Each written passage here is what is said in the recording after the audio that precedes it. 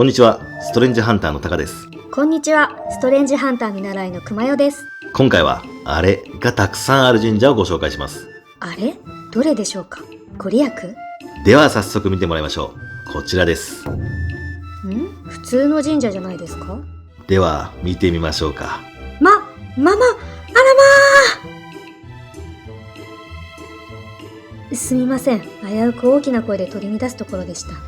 だいぶ取り乱したけどな。なかなか大胆な神社ですね。こちらは愛知県小牧市にある田形神社です。先ほどご紹介したようにあれがたくさんあります。これはどうしてこうなったのでしょうか？くまよちゃん、とっても驚いているけど、こういった聖食器崇拝というのは昔からある。しかも日本だけではなく世界中で見られてるんやで。例えば古代インドの遺品からはそんな崇拝の痕跡が発見されたり、古代ローマではファスキヌムと呼ばれる像が崇められたりしていた。また現代でもヒンドゥー教の主神であるシバ神の象徴としてリンガと呼ばれる彫像が各地で祀られているんや。見方は人によって様々やけど、今よりも文明が発展していない時代は特に人力が必要とされていた。そう考えると子孫を残すというのは一族繁栄や国の存続にはとても重要なこと。そのことを連想させるシンボルを崇拝するというのもおかしい話ではないよね。確かに人は見た目で判断しちゃいけないって言いますけど、何事においてもですね。面白いと思った方はぜひググってみてくださいね。では田形神社についてもう少し詳しく話していきましょう。そもそも聖食器崇拝はどのようなきっかけで始まったのでしょうか。田畑の神が豊作祈願のために宴を開くことにした。そこで古くから食べてはいけないとされてきた牛肉を百姓に振る舞ったところ、そのことが収穫の神の怒りに触れ、その年は凶作になってしまう。神に仕える者にどうしたらいいかと尋ねたところ、白い、白馬、白掛けを献上しなさいと言われる。だが収穫の神の怒りは収まらず、事態は変わらない。それでもダメなら牛肉とおわせを置きなさいと伝えられ、言われた通りに献ずると凶作はなくなった。諸説ありますが、平安時代の神道の資料によるとそのようなことが書かれているそうです。ちゃんとした理由がありますね。そう、しかも高田神社の歴史は古く、建てられた年は詳しくは不明ですが、なんと弥生時代まで遡るという説もあるんです。そうなると今からなんと約1700年から2300年も前になりますね。歴史もしっかりありますね。そんな高田神社はご紹介した通り、境内には数えきれないほどのシンボルが置かれています。祀られているのはもちろん石や鈴、もちろん絵馬や御朱印もあっぱれの徹底ぶりです。ここまで来ればもう拍手ですね。そんなシンボルが境内には至るところにあり、見応えがある神社ですが、年に一度行われる祭りも非常に興味深いものとなっています。それがこちらです。はい、皆さんの期待を裏切らないものとなっています。こちらは毎年3月15日に執り行われます。お祭りで使用するこちらのおわせ型。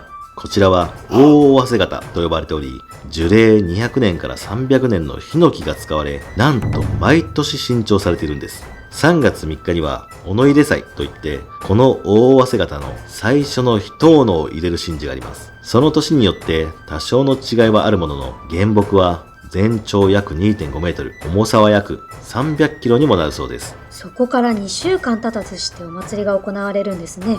すごい。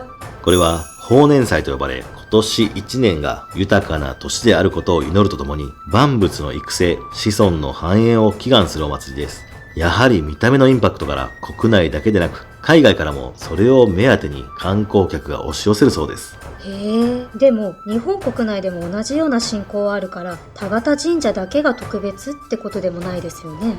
確かに同じようなお祭りは国内でも各地であるんやけど、そのほとんどが収穫や疫病、夫婦の営みなど庶民の願いから起きた祭りであるのに対し、田形神社のお祭りは朝廷や国を引っ張る一族が庶民へ豊作や子孫繁栄を浸透させるために行ったのではないかと推測されます。というのも田形神社は今から1500年ほど前に中部地区の国土の開拓などをまとめる拠点があった場所に建てられている。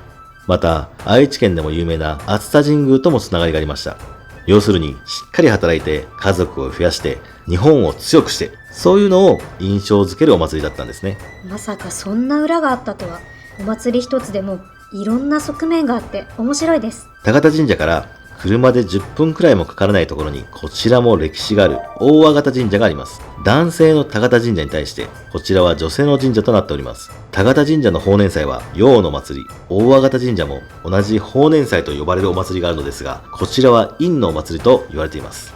陰陽だ。神社って陰陽とすごく関わりが深いんですね。名前も似ていて、対のような神社ですが、実はこの2つの神社、何の関係もないそうです。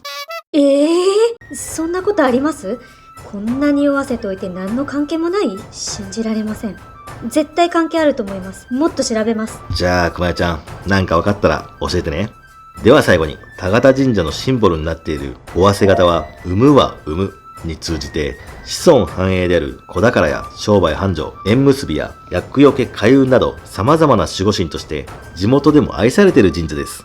見どころがたくさんある神社だと思いますので、ぜひ皆さんも愛知県に行った際には足を運んでみてくださいね。では私も最後に、毎年生まれる大尾鷲型、お祭りが終わったら一体どこに行くんでしょうか？どなたか知ってる方がいたらコメント欄で教えてください。それでは今回は愛知県小牧市にある田形神社についてご紹介しました。ご視聴ありがとうございました。誰か教えてー。